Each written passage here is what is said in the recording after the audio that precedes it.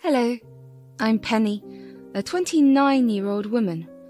This story was something that needed to have happened long before me. Still, the way that things played out never fails to make me laugh. Let me get started.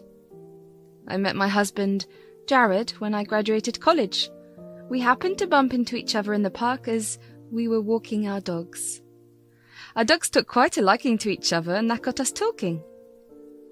After that, we began to meet each other almost every day. The more we talked, the more we realized how much we had in common. One day, Jared asked me out on a date without our dogs.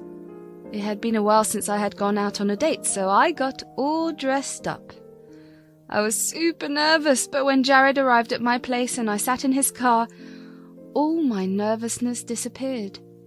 He complimented me on my looks and he made me feel comfortable immediately. He had this wonderful way of putting me at ease.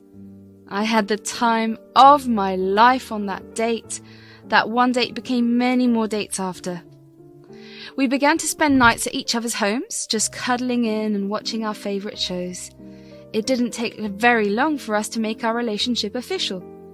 We introduced each other to our friends, and when we were approved by each other's friends groups, we decided it was time to introduce each other to each other's parents. Meeting Jared's parents was nerve-wracking, but I hoped for the best. Jared's dad, Barty, seemed friendly, but he also seemed a bit awkward. His mother, Jackie, on the other hand, turned out to be quite the opposite. Barty greeted me warmly as soon as I walked in through the door. He even complimented Jared on finding someone as pretty as me. But at the same time, Jackie just glared at me since I walked in. As we settled into their living room, Barty tried to initiate some talk. He asked me about my interests and how Jared and I met. He seemed genuinely curious and kind-hearted. Meanwhile, Jackie barely acknowledged me. She busied herself in the kitchen. When she did need help with setting the table, she called Barty and Jared to help. I walked over and decided to help regardless, but she only thanked Jared and Barty. Jared was growing angrier by the second, while Barty just awkwardly looked at Jackie, wishing she would be nicer to me. When dinner was finally served, the tension grew thicker. Jackie sat across from me, barely touching her food. During the awkward silence, she suddenly turned to Jared. "So, sweetie, this is the best you could do? She's pretty plain, isn't she?" "Excuse me?" "Tell me, Penny, do you have any substantial plans for your future? Jared needs someone who can keep up with his ambitions." "Yes, I'm currently working as an art contractor." "Oh, so you have a degree in arts?" "Yes." "Oh, how nice. I suppose that keeps you busy while Jared focuses on his career." "Mum, that's enough. We're here to introduce Penny, not interrogate her." "Oh, don't be so touchy, Jared. I'm just looking out for your best interests." "We came here to share something important with you, but it seems you're not interested in that. We're leaving." The awkward silence that followed was palpable. Barty shuffled uncomfortably, clearly caught in the crossfire. I could feel my cheeks burning. I was humiliated. Since no one was saying anything, Jared took my hand and we left. As we stepped out of their house, I could feel the tension lifting. Jared's grip on my hand was tight, his frustration palpable. I squeezed his hand, offering him a supportive smile. We walked away from that house, leaving behind the negativity. While Jackie's words stung, they also made me realize how lucky I was to have someone like Jared who stood up for me. As we walked back to our car, he turned to me with a soft smile.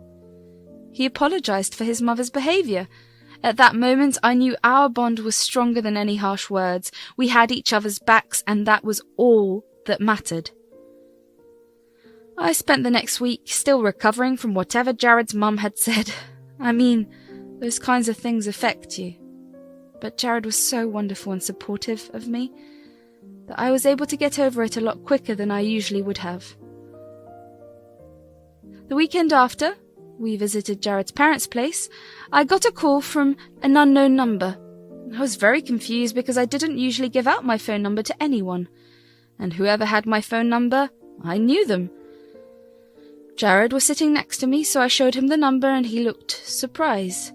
He told me it was his dad's number. I looked at him in confusion and asked him how his dad got my number. Jared thought about it for a little while and then laughed at realization that hit him. He told me that he had been texting his dad a few days ago and his dad had asked for my number then. He apologized for not having told me, but also told me that his dad had something to tell. I was nervous to find out what his dad was going to tell me, but my curiosity was killing me. I called him back. Hey, Barty, I'm sorry I missed your call. I don't usually pick up calls from unknown numbers. It's okay, I would do the same. Jared told me you had something to say? Oh yeah, I just wanted to apologize for what had happened at dinner last week. It's okay. Jackie only wants what's best for your son. It might take her some time to accept me, but that's okay, because I'm willing to wait. Oh, you're so sweet. That's exactly why I wanted to apologize. Jackie is very hard to please. I'm sorry I didn't say anything that day either. It's okay, I didn't even expect you to. No, this isn't the first time Jackie's done this. I guess I was just upset and annoyed with her. I didn't want to cause a scene with you being there, but I realized that it may have come off as me being on her side. It's all okay, Barty. Seriously, I'm glad that you even thought as much about me. Thank you. I promise to have your back a lot more from now on. Honestly, that one conversation with Barty put me at ease immediately. It was the sweetest thing that someone's done for me. He had my back without even fully knowing me. Having both Jared and his dad have my back was really nice. Over the next 2 years, Jared and I got even more serious. We realized we spent so much time together that we may as well move in together. Living with your partner tends to open up a lot of problems, but that was never the case for us. We just ended up getting even closer. About the 3rd year in our relationship, Jared and I decided we wanted to go on a little vacation together. We went to this beautiful lake about 5 hours away from us. We rented a cabin and spent most of our day swimming. It was during this time that Jared proposed to me. Of course, I was beyond overjoyed. I said yes, and we began to plan our dream wedding. We both wanted to have a big and festive wedding. It was a big event, and we wanted to celebrate with everyone we loved and cared about. We decided to put aside all issues from the past and just enjoy our day. On the day of our wedding, things were going pretty smoothly until the reception. Of course, we did not want to have a dry wedding, and we sprung for a bar. Jackie had a bit too much to drink. She began going round to all our guests and bad-mouthing me. She told everyone about how I was leeching off her son. She told them that I was only marrying him for his money, and that she gave us another year max before we got divorced. Now, you can imagine just how embarrassed I was when a bunch of my friends and family approached me to ask me if what Jackie was saying was true. Jared was furious, but every time he tried to approach his mother, she would see him coming her way and immediately scurry away. When he realized that there was no way for him to get in contact with his mum, he talked to his dad. But he was unaware of what was happening, and he was understandably horrified when Jared filled him in. Barty managed to get a hold of Jackie and left the party. I was upset, but I decided not to keep thinking about it and instead enjoyed the rest of my night without Jackie's presence there. When we got home at the end of the night, Jared and I discussed how we felt about everything that had gone down. Once again, I'm so sorry for everything my mum said. I just don't understand what I did to her for her to treat me this way. Oh, honey, you didn't do anything. My mum's just awful. I really don't know how my dad puts up with her. What do you mean? She's been like this since I was born. She became this snobby and entitled person. How do you know this? Well, I had one serious relationship in college. I had loved that girl and I did plan on marrying her, if I'm being completely honest. Well, you can imagine how my mum treated her because clearly we're not married right now. The night she broke up with me, my dad and I sat on our porch and talked about my mum. That's when he told me about everything. On one hand, I'm glad I got to have you, but on the other, Jackie's just plain evil, isn't she? She really is. My dad is still sticking with her because he still believes that somewhere in there, the woman he fell in love with still exists. Oh, I mean, this doesn't make me feel sorry for Jackie in any way, but I do feel bad for Barty. Yeah, my dad's always had my back, and I wish I could do something for him. My dad's constantly doing damage control for all the embarrassing things my mum does, and I don't think he should always be doing that. Well, if your dad ever decides that he's had enough, we'll be there to support him. I never really thought about how Barty would have truly felt when Jackie did all those embarrassing things. I mean, I knew he felt bad, but it never struck me that his entire life after Jared was with him just was cleaning up after his wife's messes. I knew for sure that I wouldn't have been able to bear living a life like that. I respected Barty immensely for his patience and perseverance. A couple of days after we got married, Jackie called us. She did not sound pleased when I picked up the phone. Hello? It's you! Give the phone to Jared. Jared's taking a shower right now. Is there something you wanted to tell him? I could pass the message on to him. I'm only doing this because Barty's forcing me to, but I want you guys to come over and spend the week with us. Oh, I don't know if that's such a good idea. Look, just be happy that I'm even entertaining this. Why is Barty even asking you to do this? Because I was apparently misbehaving and very disrespectful at your wedding. He won't talk to me until I make it up, and he suggested I do this. I can't go on living with him giving me the cold shoulder, so here I am. Are you actually sorry, though? I don't have time for this. Just tell Jared to be here by noon this weekend and to bring enough clothes to last till the end of the week. Bye! A part of me didn't want to go. When I told Jared about it, he told me that he would leave the decision to me because he didn't want to put me in an uncomfortable position. He told me he'd support whatever I chose and would have my back if his mum said anything. Knowing that, I was going to call Jackie and telling her we won't be coming until she apologised properly. But then I thought of Barty. I remembered that this was him trying to stand up for me and make things better at his expense. I felt bad for him and didn't want him to feel like I wasn't appreciating his efforts, so Jared and I decided to go. Even if Jackie never properly apologised, we'd at least get to spend some quality time with Barty. As expected, as soon as we entered the house, Jackie began treating me coldly. I didn't know why she thought this would look like an apology, but she didn't even try to seem apologetic. Barty and Jared seemed ticked off too, but neither of them said anything because Jackie hadn't said or done anything worth confronting as yet. The first night we were there, Jackie headed to bed earlier than the rest of us. Barty, Jared and I sat in the basement den and talked for a while. Barty apologised on Jackie's behalf again. I was beginning to get peeved that everyone else but Jackie was apologising to me. Barty began to tell us about how much of a hell it was becoming to stand Jackie. It's getting to a point where I don't even know why I loved her in the first place. Oh, Dad. I mean, I'm really grateful to her for giving me you, but I think that's about where my love for her stops. You know, the other day, Jared and I were kind of dancing around this topic, but... Yeah, Dad, did you ever consider, I don't know, getting a divorce? Unfortunately, I have. In fact, Barty got up from his seat and walked over to the drawer cabinet in his room. He opened one of the drawers and dug around a little before pulling out a stack of papers. He walked up to us and gave it to us. We looked over, and they were divorce papers. You already filed for divorce?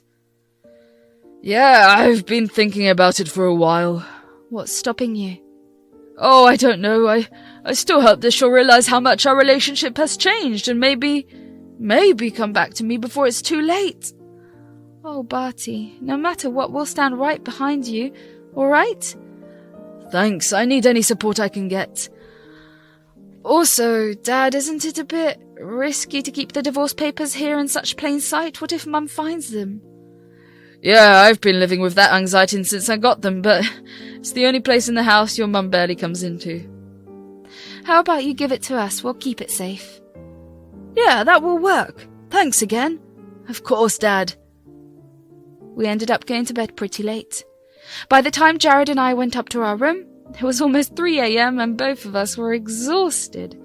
We haphazardly placed the divorce papers at the bottom of the bottom drawer. We then forgot about it, which in hindsight was pretty stupid.